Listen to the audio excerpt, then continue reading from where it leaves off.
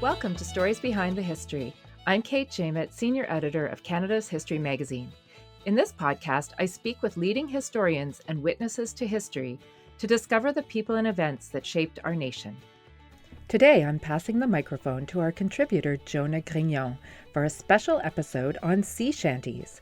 These catchy maritime tunes are not only part of Canada's folk repertoire, they're truly an example of world music. So sit back, let the wind ruffle your hair, and discover the curious origins of sea shanties. Insulin, IMAX, the pager, even peanut butter. What do they all have in common? They were all invented by Canadians. Canada's history is filled with innovators that changed the world around us. Join me, Craig Barrett, on my podcast Canadian History X for the stories of villains, heroes, daredevils, and bootleggers as we explore Canada's history. Search for and follow Canadian History X, that's EHX, wherever you find your favorite podcasts.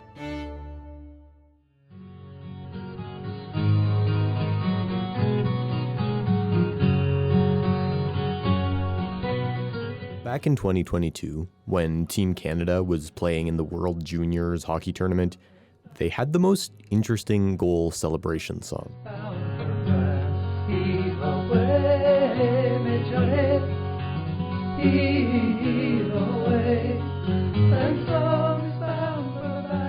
The whole crowd would get up and sing along to Heave Away by the Fables. It may seem like a strange choice compared to any of the standard arena rock rotation, that We Will Rock You, Seven Nation Army, those ones. But culturally speaking, the tune was pretty close to home. The World Juniors tournament was hosted between cities in New Brunswick and Nova Scotia, right in the heart of the Atlantic region, which birthed some of Canada's most legendary folk music. It also wasn't the first time in recent memory that the public had been exposed to sea shanties. Back in 2021, at the height of the COVID-19 lockdowns, shanties had a bit of a moment on TikTok. A rendition of the whaling song Wellerman by Scottish postman Nathan Evans went viral. As of spring 2024, the original video was at 2.5 million likes on TikTok. The version Evans posted to YouTube has over 324 million views. Now, the viral popularity of sea shanties may prove to just be another short-lived social media trend. Many would likely say that the fad has already come and gone and faded into digital memory. But in Atlantic Canada, sea shanties were never just a trend to be chased. The relationship to the folk genre goes far, far back and will likely extend well beyond any short-lived love on social media. Oh, Sally Brown, I love your daughter. I roll and blow. For her I sail upon the water. Spend my money on Sally Brown. For 7 long years I courted Sally. I roll and blow. She called me boy and dilly-dally. Spend my money on Sally Brown. For 7 long years she would not marry. Okay, first things first. If you want to get technical, and we do kind of have to, Heave Away isn't a shanty at all. Neither is Wellerman. Sea shanties have very practical origins and definitions. On ships, a shantyman would call out lines, usually improvised, and the crew would respond with a chorus, which was usually something easy to remember. Like this. Roll the wood pile down. Rollin', rollin', rollin', rollin', rollin' the whole world round. That fine gala mines on the Georgia line that will roll the wood pile down. This created a rhythm which would help with tasks like lifting the anchor or pulling tacks from sheets. Today, it probably goes without saying that shanties aren't really a necessary work tool in the maritime world. Still, the spirit has endured. And on the East Coast, shanties and other music like folk ballads are a connection to tradition. Dr. Heather Sparling is a Canada Research Chair on ethnomusicology. She's also an associate professor at Cape Breton University. My research is on disaster songs of Atlantic Canada, and I have collected more than 500 songs written about a number of Atlantic Canadian disasters, many of which, the majority of which I would say, are related in some way to marine disasters. According to Sparling, the news of shipwrecks could often take a long time to reach the shore. In many cases, news about loved ones at sea just wouldn't come at all. So family members would have to do some inferring, fill in the blanks on their own. And as Sparling put it, it's not like you could just go to the site of a shipwreck and lay a wreath like you could with a normal grave on land, especially not when you weren't certain the shipwreck happened at all. How do we make sense of these tragedies which would kill many people at one time? And often, don't forget, too, the other issue with the sea, with maritime disasters, is that, especially in the past, news of that event might take a long time to make it back to the communities of the people who were involved in those disasters, because the ship might just disappear, right? And so it would take a while for people to realize that something had gone wrong. So people would turn to different ways of processing their grief. Ways like writing songs. And the thing is, this still happens. Dr. Sparling said she's collected 11 disaster songs about a fishing boat that went missing in 2013. There are even disaster songs about the 2018 Humboldt Broncos bus crash. Ballads and shanties endure in Canada, and not just as expressions of grief. In January of 2023, striking workers at Memorial University in St. John's used sea shanties as protest songs. Quietly, but consistently, shanties and folk ballads have remained a part of Canadian culture, especially on the East Coast, where some of the most legendary folk music was born as part of the ongoing attempt to carve out a distinct identity while in the shadow of the USA. And as an example, look no further than one of the most iconic, definitive Canadian folk songs ever, Stan Rogers' Barrett's Privateers. If you don't know the song, you probably do, but on the off chance, Barrett's Privateers was released in 1976. It tells the story of a jaded sailor who lost his legs on a voyage after his ship was set upon by a larger, much better outfitted American vessel. It's become an icon of Canadian music culture and an example of how Canadian musicians have kept the tradition of sea shanties alive. After all, it is a sea shanty to the core. The call, response, chorus format is authentic to the work songs of old. Listening to it, it's hard to believe it only predates Luke Skywalker's existence by one single year. Since Rogers' death in 1983, plenty of Canadian musicians have carried on this legacy. The Real Mackenzies, Great Big Sea, the Dreadnoughts, the list goes on. But, of course, there's nothing inherently Canadian about sea shanties. They don't belong to Canada any more than they do to Australia or South Africa or the United Kingdom. Sean Dager is a Montreal folk musician. He's likely best known for his work on the soundtrack of the video game Assassin's Creed 4 Black Flag, which introduced shanties to a younger generation in 2013. He said people will often ask him where the shanties he sings come from, and that's a bit of a misleading question. People ask me a lot, where does this song come from or where does that song come from? And my answer, the songs, they come from everywhere. You can classify the songs by the language they're sung in, but you can't say that this song is American or this song is English or something, because the songs went for where the sailors went, and they come from everywhere the sailors went. You can't classify them by any nationality or region because the songs just went where the sailors went. Crews that sang them could have been made up of men from all corners of the globe. But that leaves the question, who's been left behind in the true history of sea shanties?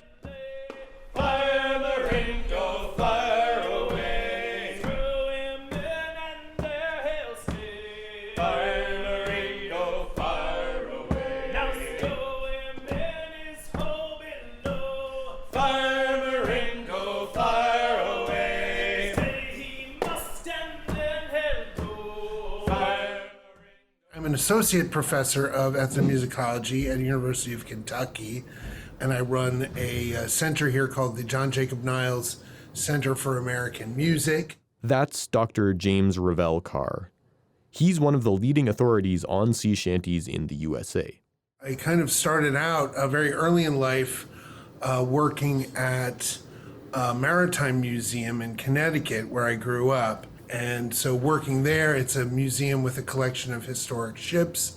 And it's one of the places where the sort of folk music revival of sea shanties was happening back in the 70s and 80s. And so I was, kind of around for that. I kind of grew up around people singing sea shanties, primarily in this kind of educational context. Some of his research has focused on the origins of shanties.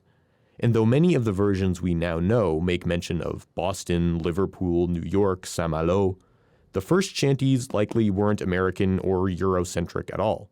In grad school, I decided to write my dissertation on musical interactions between sailors and Pacific Islanders in the 19th century. That eventually turned into my first book, which is called Hawaiian Music in Motion. For that book, I took the work I had done on the larger Pacific and focused it down into musical interactions between sailors and Native Hawaiians specifically. And looked at the history of Hawaiians sailing aboard American sailing ships and making music. And in fact, one of the very earliest accounts of sea shanties being sung in American literature is in the book 2 Years Before the Mast. And it describes some ships on the coast of California in the fur trade. And there are shanties being sung by Native Hawaiian singers. So it's a really interesting, example of, one of the earliest accounts of sea shanties. And it's not people from America, it's not American sailors, it's not British sailors singing the shanties, it's Hawaiian sailors.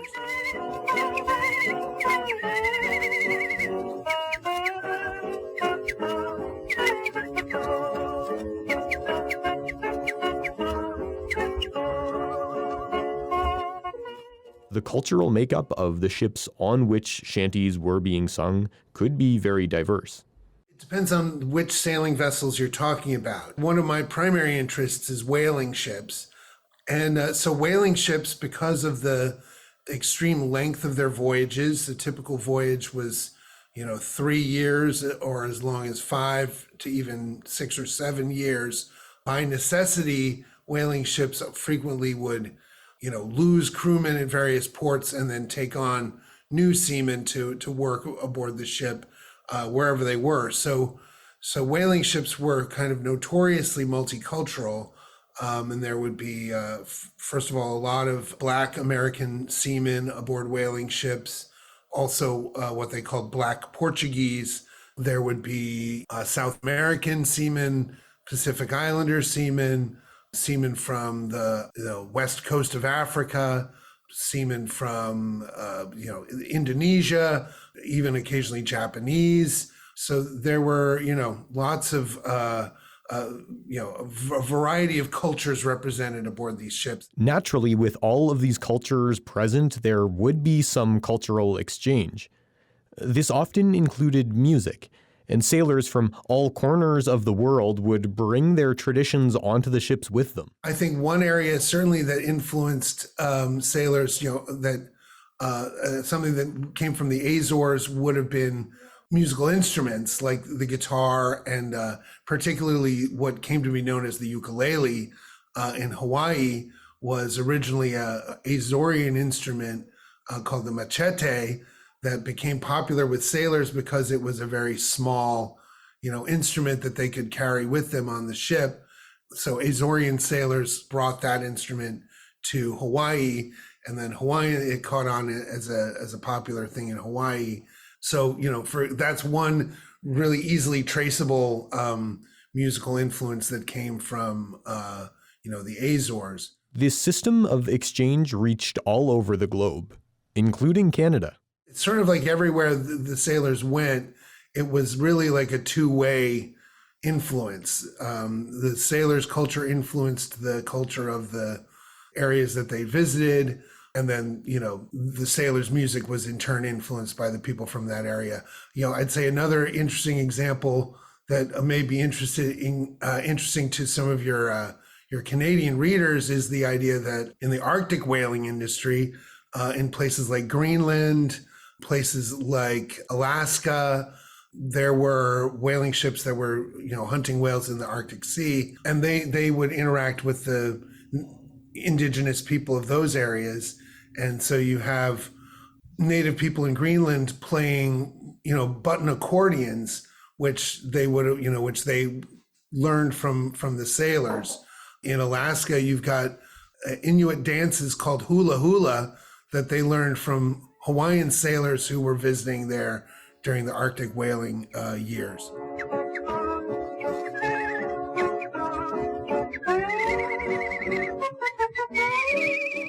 To bring it back to sea shanties, though, it turns out they have a fairly clear point of origin, and it may not have even been at sea. Well, so here's the thing. Shantying basically starts in the cotton industry. There's really no evidence of shanties before we start hearing songs like Fire Maringo, like General Taylor. A lot of the songs that were earliest songs in this repertoire were sung initially by black stevedores, people who were loading cotton onto ships, and they were often operating these devices called cotton screws that were basically a big crank that they had to turn to compress the cotton into the hold of the ship. These bales of cotton would have to be basically like squeezed and compressed into the ship. So yeah, and it really is it's not so much that black sailors may have influenced a song or two, they basically created the genre. If you pay attention to the lyrics of some of the songs, you can see the traces of this tradition. Listen.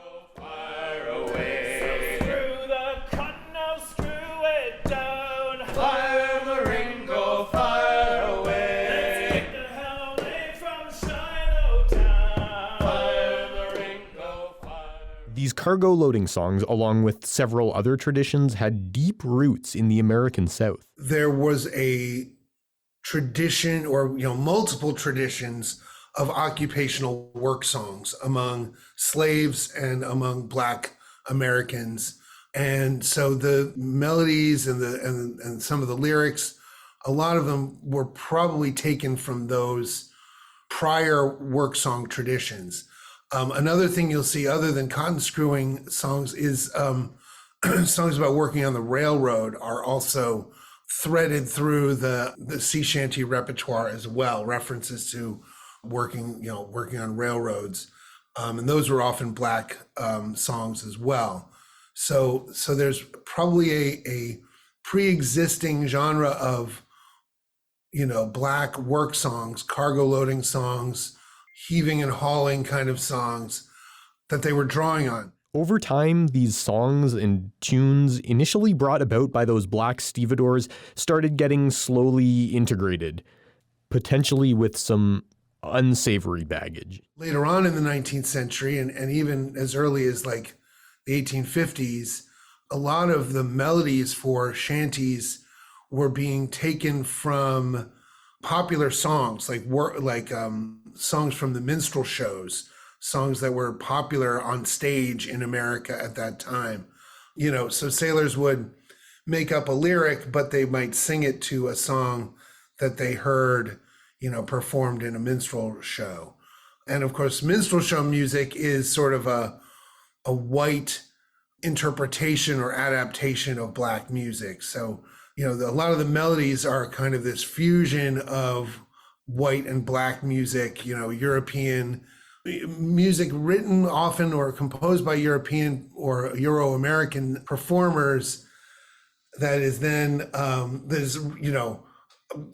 meant to imitate the black music of that time period. So, there's a lot of layers in the history of sea shanties of different kinds of cultural influences and, interpretation of those influences.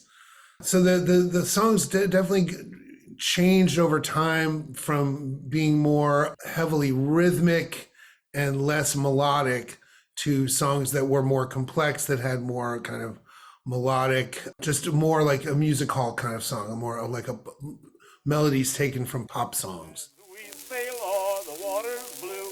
Whiskey, Johnny, a good long pull and a strong one too. Whiskey for me, Johnny. Oh, whiskey killed my brother Tom. Whiskey, Johnny. So I drink whiskey all day long. Whiskey for me, Johnny. Oh, whiskey here and whiskey. The evolution of sea shanties, from songs associated with land work or cargo loading to more rhythmic tunes based on the popular music of the day, is fascinating, but it also creates a sort of mythos around the origin of these songs, as well as their ownership. If ownership of a sea shanty is even possible at all. As Dr. Carr said, many of the true origins of sea shanties could probably stay mysteries forever. The form, after all, is inherently changeable and dynamic.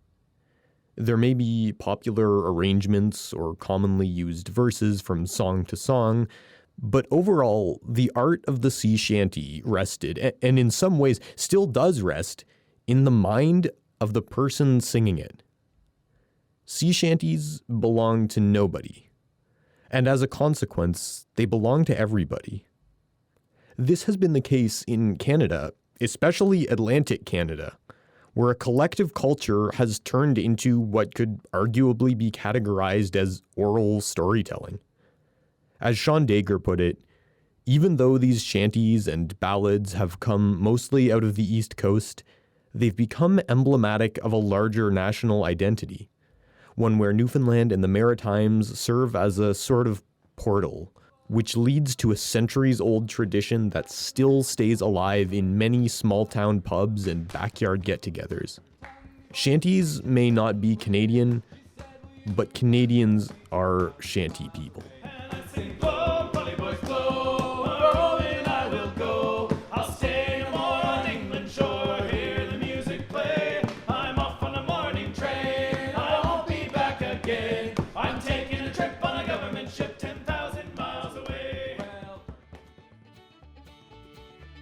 The Stories Behind the History podcast is produced by Canada's History Society. If you enjoyed this episode, please subscribe to the podcast and leave us a rating or a review. It helps other listeners to find us. If you'd like to read more stories about Canadian history, why not subscribe to Canada's History magazine? Our beautifully illustrated glossy magazine will be delivered to your home 6 times a year, chock full of interesting stories written by Canada's top historians and journalists. To subscribe to the magazine, go to canadashistory.ca/subscribe. Our theme music is the Red River Jig, performed by Alex Kusterok from his album Métis Fiddling for Dancing. I'm Kate Jaimet. Thanks for joining me.